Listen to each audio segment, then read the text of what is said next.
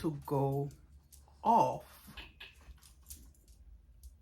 on someone else's kids. Okay, so let me tell you the story of this lady. She at the time was homeless, and at the time while she was homeless, she was in a shelter with her family. And the way how this shelter was set up, 2 rooms, so 2 separate families had to share the same bathroom. So it was a big bathroom. It was like a master bathroom, but it's 2 full families. So if you had a big family, they would have you in the big rooms, but the 2 separate families who did not know each other, might I add, had to share a bathroom. So in this instance, this lady, she was the type of person that likes to keep her surrounding areas, right? She loved to keep her surrounding areas clean and neat. However, during the time of homelessness, she didn't change. She was still the same person that liked to keep her life clean as she can have it in her capability with what she had, and neat and organized, right? So she went into the shelter and she was happy because she was able to have a roof over her head. She was able to move out of her car with her family.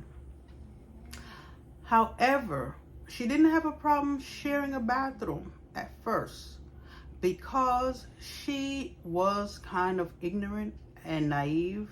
And why do I say this? Because she thought that women who have a family inside of a shelter, that once you're a woman, you knew how to clean, how to keep your stuff organized, and how to stay neat. We found out that that wasn't the case. Now, it is extremely difficult, right? It is extremely difficult to keep your life organized when you feel exhausted. And she knows that. And she knows that it is extremely difficult when you have small kids around the age of 5 and 3. And you say, this is not by a doctor. It wasn't clarified by a doctor, but she said that her kids were autistic. Let's just leave it at that because you usually need a doctor's diagnosis for that. So, but this lady had a tendency of doing the same thing because this lady only cleaned once in a blue moon. She didn't. Most of the time, she would spend the time on the phone kiki-keying with men and friends and not paying attention to her kids. Now, this one instance that I'm getting to right now is this woman who is the clean and neat and organized woman, went to the bathroom. Remember, the bathroom is a shared bathroom. She went to the bathroom and guess what she found? She found fecal matter all on the toilet. She found fecal matter all in the brush and fecal matter on the floor. And I'm not talking about smears. I mean the actual fecal matter, like you had dogs in there, just just laying it out everywhere. Now, I'm not talking about smear and smudge. Not that kind of fecal matter. No.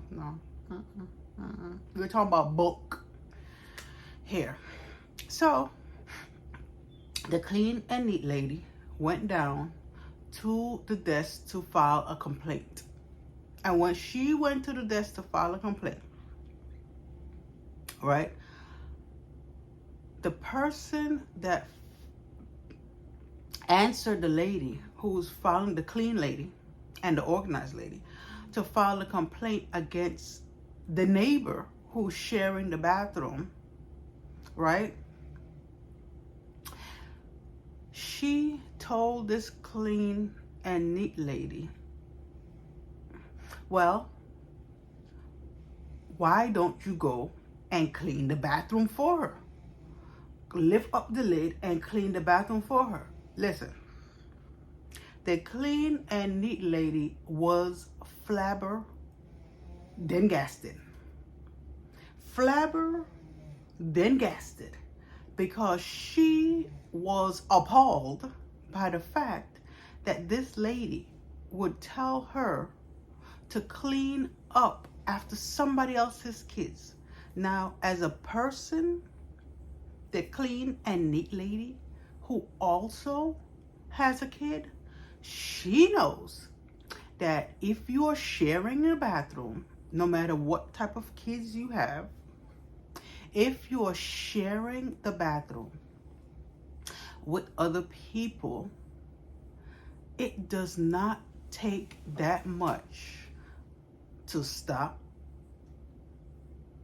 turn your head, and look to see what kind of mess not only you but your kid had left behind.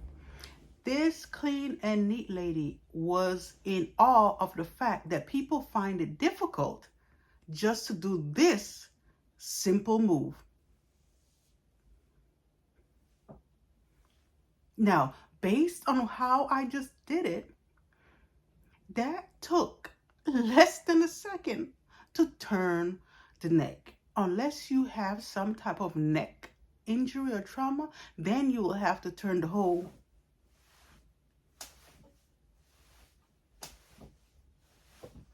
but that takes a little longer, but it's not that hard. Listen, this clean and neat lady told this other woman, I am not cleaning up after someone else's kids. We are in a shelter.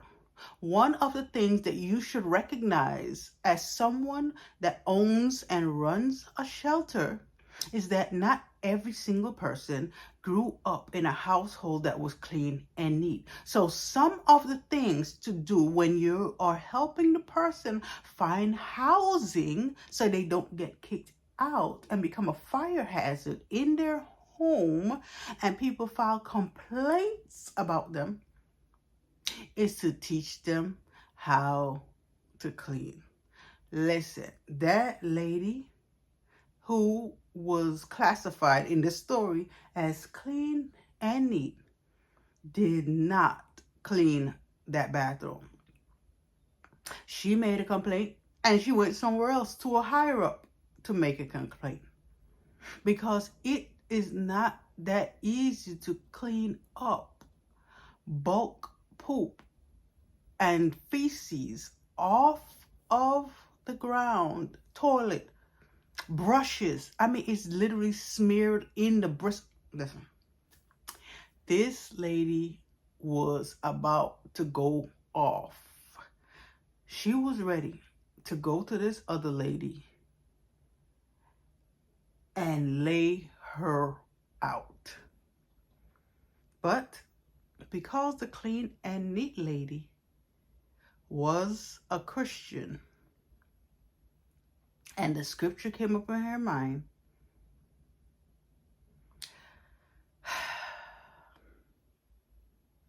be quick to listen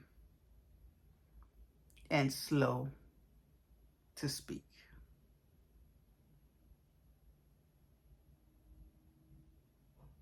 And that was how it ended. But she did not